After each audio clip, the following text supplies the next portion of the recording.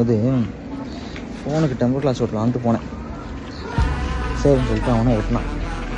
ஒட்டிக்கிட்டு இருக்கும்போது, தம்பி இந்த ஃபோனை நீங்கள் வந்துட்டு கச்சிட்டு வைக்கிறீங்க, ஃபோன் வைக்கும்போது ஜீன்ஸ் மேலே வைக்கிறீங்களா, காயின்லாம் யூஸ் பண்ணுறீங்க அது கூட சேர்ந்து அப்படி இப்படின்னா. சரி இல்லைண்ணா அதெல்லாம் இல்லைண்ணா அப்படி இப்படின்ட்டு இருந்தேன்.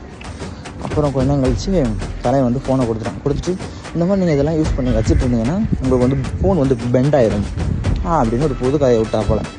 ஃபோனு பெண்ட் ஆகுதா அப்படின்னு கொஞ்சம் நேரம் ஷாக் ஆகிடும். அப்புறம் அல்லக்கப்புள்ளக்கன்னு கதை விட்டுட்டு இருந்தான். நானும் பேன்னு வாங்கிட்டு காசையும் கொடுத்துட்டு வந்துட்டேன்.